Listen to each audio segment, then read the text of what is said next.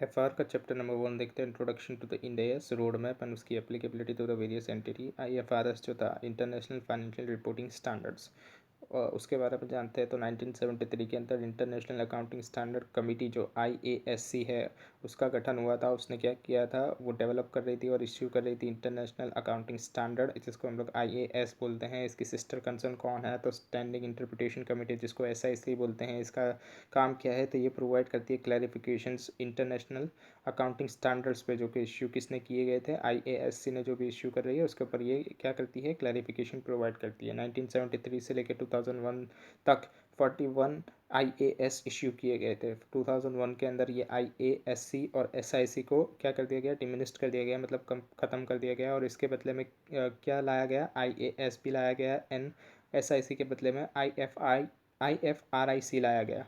ये आईएएसबी क्या है, तो इंटरनेशनल अकाउंटिंग स्टैंडर्ड बोर्ड। आईएफआरआईसी इफ्रिक ये क्या है, तो international financial reporting interpretation committee.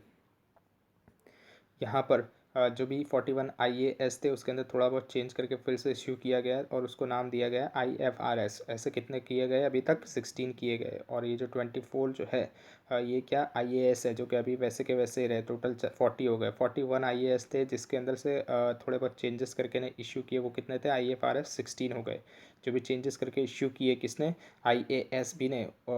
उसके बाद जो भी नाम दिया गया उसको वो क्या दिया गया, आईएफआरएस दिया गया। और बाकी जो रिमेनिंग थे वो कितने, वो तो उसको वैसे के वैसे ही रहने दिया गया है अभी तक भी। जो 24 आईएएस हैं, टोटल 40 हो गए। इसमें से 41 में से 40 कैसे होगा, तो 2 को स्टैंडर्ड को रिमूव कर दिया गया और एक स्टैंडर्ड जो है उसको ऐड किया गया, नया लाया गया। एंड 5 एसआईसी प्लस 15 आईएफआरआईसी है, तो टोटल मिला के 60 चीज़ें होती है इसके अंदर। इंडिया हैज़ कन्वर्ज, इंडिया ने क्या किया है, इंडिया ने कन्वर्ज्ड आईएफआरएस अडॉप्ट किया गया है। मतलब पूरा पूरा अडॉप्शन क्या होता है आईएफआरएस का, मतलब पूरा पूरा जैसा आईएफआरएस है वैसा ही हम ले लें। और कन्वर्ज्ड क्या होता है, तो थोड़ा बहुत कार्व इन होता है, कार्व आउट होता है और रिमूवल ऑफ ऑप्शन किया जाता है। उसके बाद जो आता है वो हम लोग अडॉप्ट करते हैं। अडॉप्शन क्या होता है, तो adoption of the IFRS simple terms के अंदर अगर बोला जाए तो कंट्री जो है वो अप्लाई कर रही है IFRS, would interpreting the IFRS in the same manner as issued by the IASB and would be 100% compliance with the guidelines issued by the IASB। यानी कि जैसा है वैसा ही उठा लो, आईएफआरएस में जैसा लिखा है वैसा ही अडॉप्ट कर लो, उसको बोलते हैं अडॉप्शन। हमने क्या किया है, इंडिया ने कन्वर्ज्ड किया है। कन्वर्ज का मतलब क्या होता है, इंडिया ने आईएफआरएस को लिया और उसके अंदर थोड़े बहुत कार्व इन किए, कार्व आउट किए, रिमूवल ऑफ द ऑप्शन किया और जो भी आया वो इंडिया ने अडॉप्ट किया। तो हमारे यहाँ इंडिया ने कैसे कन्वर्ज किया, तो आई इंड एएस इसका नाम दे दिया गया, इंड एएस। इंड एएस कैसे बना, तो आईएफआरएस में से कार्व आउट माइनस किया गया, कार्व इनको ऐड किया गया, रिमूवल ऑफ द ऑप्शन को प्लस माइनस किया गया। एग्जाम्पल के तौर पे Ind AS 1 and Ind AS 10। Carve out क्या होता है, applying different treatment in the Ind as, मतलब डिफरेंट ट्रीटमेंट देना है। आईएफआरएस में जो ट्रीटमेंट लिखा है उससे अलग जाके कुछ करना है, अलग ट्रीटमेंट देना है उसका, उसको बोलते हैं कार्व आउट। मतलब जो आईएफआरएस में है उससे अलग ट्रीटमेंट कुछ दिया जाएगा उसको क्या बोलेंगे हम लोग, कार्व आउट बोलेंगे। आईएफआरएस क्या है, तो आईएफआरएस रिपोर्टिंग डेट अगर देखते हैं, अगर हम लोग यहाँ पर इसका एग्जांपल देखते हैं तो आईएफआरएस के अंदर देखते हैं तो रिपोर्टिंग डेट क्या है, 31/3/2022 है। कंपनी ने लोन ली है 15/11/2021 से। पीरियड कितना है, 5 साल का है। तो आईएफआरएस के अंदर अगर हम लोग देखें तो क्लासिफिकेशन कैसे होगा, नॉन करंट के अंदर होगा। और इंड एएस के अंदर अगर हम लोग देखें तो क्लासिफिकेशन क्या होगा, नॉन करंट ही रहेगा, क्योंकि ये क्या है 5 साल की लोन है इसलिए। लेकिन अभी क्या हो रहा है, ऑन रिपोर्टिंग डेट के ऊपर कंपनी ने वायोलेशन किया है लोन लोन कन्वेनेंस का, मतलब लोन की जो भी टर्म्स थी उसका वायोलेशन किया है और उसकी वजह से ये जो लोन है ये रीपेबल ऑन डिमांड हो गई है, मतलब तुरंत पेमेंट करने का आ चुका है। अभी तुरंत पेमेंट करने का आ चुका है तो इसके अंदर क्या होगा, तो आईएफआरएस के हिसाब से क्लासिफिकेशन करंट में चले जाएगा और इंड एएस के हिसाब से भी क्लासिफिकेशन करंट में चले जाएगा, मतलब ये करंट लोन हो गई। तो यहाँ पर अगर हम लोग देखेंगे तो फाइनेंशियल जो हैं अगर वो अप्रूव्ड किए जाते हैं, adopted in the board meeting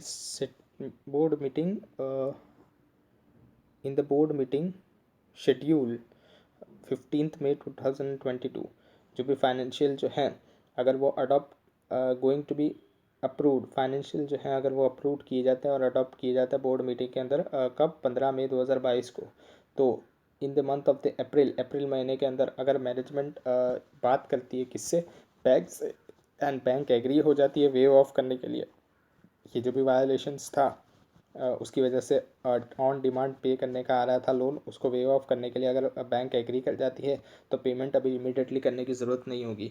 इस केस के अंदर जो ओल्ड टर्म है वही रहेगी, मतलब 5 साल की लोन रहेगी। तो आईएफआरएस के अंदर इसका क्लासिफिकेशन कैसे किया जाता है, नॉन एग्जिस्टिंग इवेंट के तरीके से उसको ट्रीट किया जाता है, जो कि करंट माना जाता है इसको अभी भी। लेकिन इन डेज के अंदर क्लासिफिकेशंस के अंदर क्या देखते हैं हम लोग कि ये एग्जिस्टिंग इवेंट है और इसको नॉन करंट मानेंगे।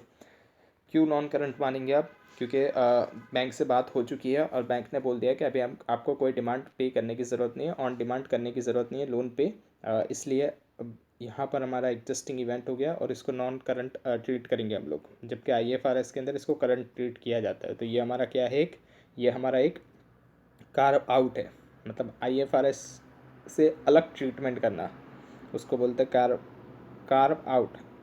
कार्व इन्स क्या बोलते हैं, तो putting the additional guidelines in the end S, additional guidelines लगा देना जो भी आईएफआरएस में है, उससे भी ज़्यादा इंड एस के अंदर कुछ भी एडिशनल गाइडलाइंस दे देना, तो उसको बोलेंगे कार्व इन्स। देखते हैं आईएफआरएस के अंदर आईएफआरएस के अंदर 3 जो है, आईएफआरएस 3 जो है उसके अंदर क्या है, बिजनेस कॉम्बिनेशंस से वो डील करता है। इंड एस 103, इंड एस 103 के अंदर क्या है, बिजनेस कॉम्बिनेशंस है। तो accounting for the common control transactions, ये क्या है, बिजनेस कॉम्बिनेशंस के अंदर एक दिया गया है कि कॉमन कंट्रोल का ट्रांजेक्शन्स के अकाउंटिंग कैसे किया जाएगा। तो यहाँ पर हम लोग यूज़ करते हैं pooling of the interest method and it is and carve in, मतलब ये जो पुलिंग ऑफ इंटरेस्ट मेथड है ये कहाँ पर नहीं दिया गया है, आईएफआरएस में ऐसा कुछ भी नहीं है, लेकिन हमने इंड एस के अंदर इसको नाखा गया है, तो इसको हम लोग क्या बोलेंगे, कार्व इन, मतलब हमने क्या किया, एडिशनल गाइडलाइंस पुट की इंड एस के अंदर। Implementing IFRS in the same sorry common control transactions देखते हैं। कॉमन कंट्रोल ट्रांजेक्शन क्या होता है, अगर ए लिमिटेड है उसकी सब्सिडरी बी लिमिटेड है, उसकी सब्सिडरी सी लिमिटेड है, मतलब ए लिमिटेड की 2 सब्सिडरी, एक बी लिमिटेड है एक सी लिमिटेड है, और सी लिमिटेड की एक और सब्सिडरी है जो डी लिमिटेड है। तो यहाँ पर अगर डी को एक्वायर कर लिया जाए बी के द्वारा, तो डी क्या हो जाएगा, डी क्या हो जाएगा, सब्सिडरी हो जाएगी बी लिमिटेड की, डी किसकी सब्सिडरी हो जाएगी, बी लिमिटेड की। लेकिन जो ए लिमिटेड है वो तो वैसे की वैसे ही रहेगी, मतलब ए लिमिटेड के लिए तो अभी डी लिमिटेड क्या थी, सब्सिडरी की सब्सिडरी थी, तो ए लिमिटेड का पोजीशन तो अभी वैसे के वैसा ही रहा है, क्योंकि ए लिमिटेड की सब्सिडरी बी भी थी और सी भी थी। तो यहाँ पर जो डी लिमिटेड है वो बी की तो सब्सिडरी हो ही जाएगी, लेकिन ए की भी वो सब्सिडरी वैसे के वैसे ही रहेगी। तो ये क्या होगा, कॉमन कंट्रोल ट्रांजेक्शन हो गया। यहाँ पर अल्टीमेट कंट्रोलिंग जो होता है वो चेंज नहीं होता एक्विजिशन से। इसको हम लोग क्या बोलते हैं, कॉमन कंट्रोल ट्रांजेक्शन्स बोलते हैं। रिमूवल ऑफ द ऑप्शंस देखते हैं। IAS 1 के अंदर presentations of the financial statement, ये इसका नाम है, Ind AS 1 presentations of the financial statement. इसके अंदर क्या दिया गया है कि अगर प्रॉफिट एंड लॉस अकाउंट जो है IFRS के हिसाब से जो एक्सपेंसेस होता है उसको क्लासिफाइड किया जाता है फंक्शंस या तो नेचर के मेथड के बेसिस के ऊपर, यानी 2 ऑप्शंस दिए गए हैं, या तो फंक्शंस के मेथड, फंक्शंस से कर सकते हैं या नेचर मेथड से भी कर सकते हैं हम लोग।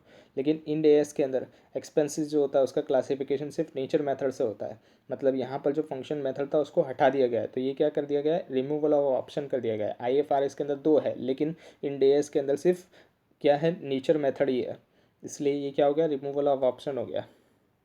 अभी देखते हैं IFRS के अंदर इसका एग्जांपल दिया गया है। अगर IFRS के अंदर फंक्शन क्लासिफिकेशंस के अंदर देखा जाए तो यहाँ पर फंक्शन क्लासिफिकेशंस में क्या होता है, अगर डेप्रीशिएशन होता है ऑफिस बिल्डिंग के ऊपर, अगर डेप्रीशिएशन होता है फैक्ट्री के ऊपर, तो दोनों को अलग अलग बता दिया जाता है, तो उसको बोलते हैं फंक्शन क्लासिफिकेशंस। लेकिन अगर इंड AS के अंदर हम लोग देखें तो इंड AS के अंदर क्या है, नेचर बेस्ड क्लासिफिकेशन करते हैं हम लोग। तो नेचर बेस्ड क्लासिफिकेशन कैसा होता है, तो सिर्फ डेप्रीशिएशन है, बोले हाँ डेप्रीशिएशन है, भले फिर वो ऑफिस का है या बिल्डिंग का है, उसको एक ही सिर्फ डेप्रीशिएशन एक्सपेंस करके ही हम लोग लिख देंगे प्रॉफिट एंड लॉस अकाउंट में। तो यहाँ पर वो वैसा आ जाएगा, यहाँ पर डेप्रीशिएशन एक्सपेंस 300। उसके बाद देखते हैं इंडिया ने क्या किया है, कन्वर्ट किया है IFRS को। इंड AS जो है वो इंडियनाइज वर्जन है IFRS का। और ये क्यों हमको लाना पड़ा, ये जो है ये IFRS जो है ये मोर देन 160 कंट्रीज़ के अंदर ग्लोबली अडॉप्ट किया गया है एंड कन्वर्ज्ड किया गया है।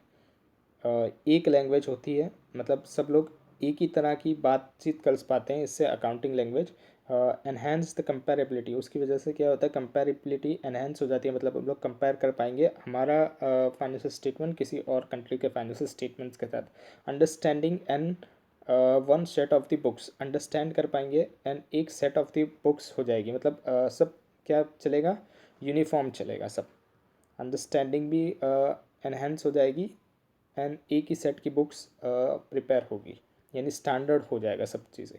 Easy access to the global capital market, और इजीली एक्सेस कर पाएंगे ग्लोबल कैपिटल मार्केट के अंदर, अट्रैक्ट कर पाएंगे फॉरेन इन्वेस्टमेंट को, low cost of the capital रहेगी, मोर ट्रांसपेरेंट एंड विजिबिलिटी, ज़्यादा ट्रांसपेरेंसी रहेगी और विजिबिलिटी रहेगी। IFRS वर्सेस इंड AS का लिटरेचर अगर हम लोग देखें तो IFRS के अंदर इश्यूड किया, IFRS जो है वो इशू किया गया था IASB के द्वारा। कितने हैं, 1 से लेके 16 IFRS हैं अभी। और इंडियन इंडियन AS के अंदर, मतलब इंडियन अकाउंटिंग स्टैंडर्ड्स लिटरेचर के अंदर इसी को ही सेम को कैसे बताया जाता है, तो जो IFRS 1 है वहाँ पर हम लोग क्या लिखेंगे, इन AS 101 लिखेंगे, और IFRS 16 है उसकी जगह अब हम लोग क्या लिखेंगे, इन AS 116, मतलब जहाँ पर भी IFRS था जो भी उसका नंबर था उसके अंदर 100 जोड़ देना है। तो IFRS अगर 1 होगा तो इंड AS क्या होगा, 101 होगा। अगर IFRS 5 होगा तो क्या इंड AS होगा, 105 होगा। वैसे IAS जो है वो इश्यूड किया गया था बाय IASC एंड रिवाइज्ड किया गया था बाय IASB। वो कितना है, IAS 1 से लेके IAS 41 तक के हैं। IAS जो है वो कितने हैं, 1 टू IAS 41। अभी इन AS के अंदर हम इसको कैसे बताएंगे, तो इन AS 1 से लेके इन AS 41, मतलब उसका जो नंबर है IAS का वही नंबर हमारे यहाँ चलेगा, सिर्फ आगे लगा देंगे Ind AS। IFRIC interpretation and SIC interpretation, ये जो इंटरप्रिटेशन थे इसको हमने अपेंडिक्स के तौर पे यूज़ किया है। यहाँ पर हम लोग वर्ड क्या लिखेंगे, appendix, which are integral part of the standard, जिसको हमने स्टैंडर्ड के अंदर ही बता दिया गया है। इसको अलग से कहीं बताया नहीं है, सिर्फ स्टैंडर्ड जो है, स्टैंडर्ड जहाँ पर ख़त्म होता है उसके अंदर ही अपेंडिक्स हमने लगा कर ये जो इंटरप्रिटेशन है वो लगा दिया गया है। AS companies as a rules 2021, मतलब कब से ये एप्लीकेबल हुआ, तो MCA ने नोटिफाइड किया था 16/2/2015 के अंदर। 39 इंड AS को नोटिफाइड किया गया था और एप्लीकेबिलिटी बताई गई थी कि कब कब ये एप्लीकेबल होंगे और किस किस कंपनी को एप्लीकेबल होंगे। कंपनीज इंड AS रूल 2015 बनाया गया।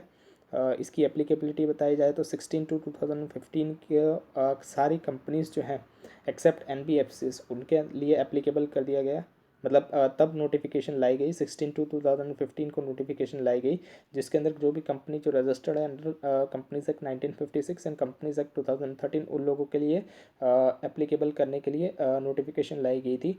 और 30/3/2016 के अंदर NBFCs के लिए एप्लीकेबिलिटी की नोटिफिकेशन लाई गई थी। रोड मैप क्या था इसका, road map for the companies and NBFCs applicable to companies other than the NBFC companies जो कि NBFC कंपनी नहीं है उनके लिए नोटिफिकेशन कब लाई गई थी, 16/2/2015 के अंदर। यहाँ पर क्या बताया गया था कि जो भी कंपनी जिनकी नेटवर्थ 500 करोड़ या उससे ज़्यादा है, इसको फेज़ 1 के अंदर रखा गया था। फेज़ 1 जो था वो कब से एप्लीकेबल हो रहा था, 16-17 से एप्लीकेबल हो रहा था, फाइनेंशियल ईयर 16-17 से।